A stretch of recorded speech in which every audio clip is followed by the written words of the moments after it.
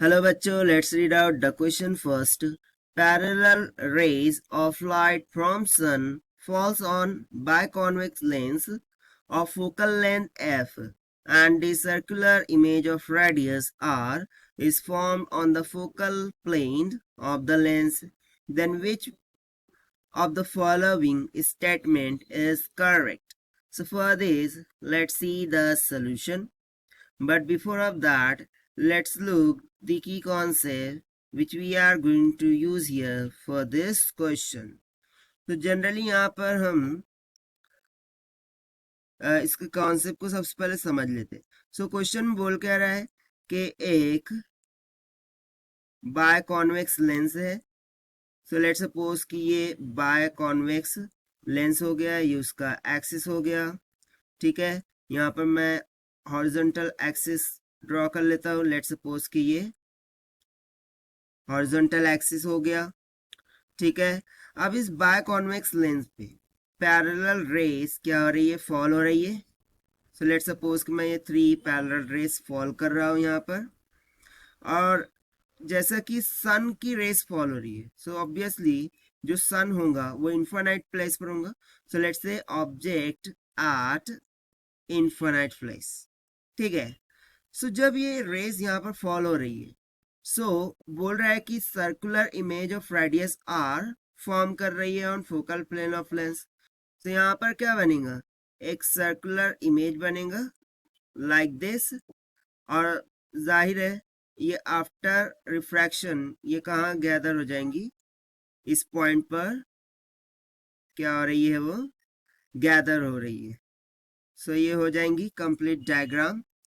So let's suppose कि angle of incidence क्या है, बीटा, और एट दिस साइड जो एंगल ऑफ रिफ्रैक्शन है होगा, यानी कि angle of incidence with respect to this axis, वो क्या होगा, अल्फा होगा. यहाँ पर मैंने सपोज कर लिया.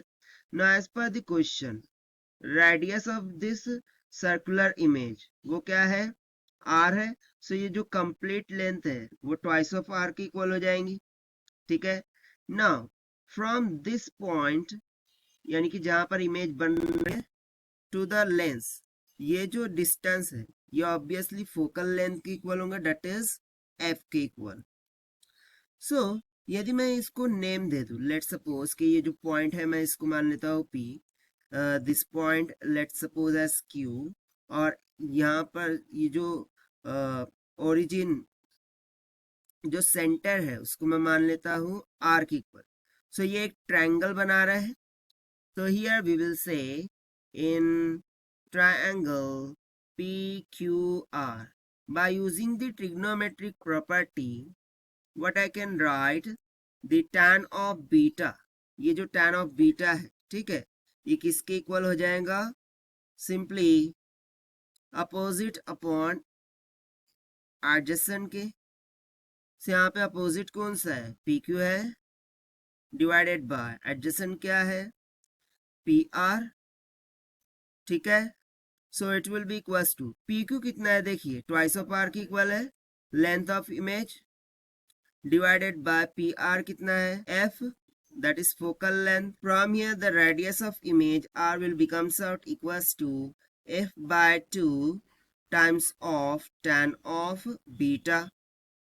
so यहाँ से देखिए जो बीटा है वो तो एज इट इज कांस्टेंट ही रहने वाला है for all the rays of the sun. So R will be dependent on F, that is focal length of the lens.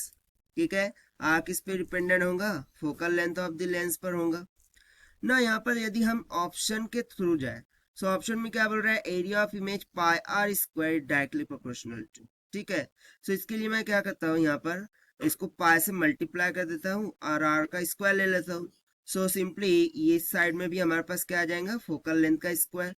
सो यहाँ से हमें एक रिलेशन मिल गया कि pi are square will be directly proportional to f square, और यही हमारा क्या हो गया, required answer.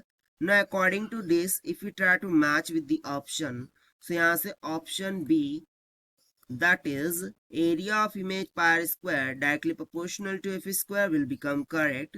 So this is the required solution. I hope you understood it well. Best of luck. Thank you.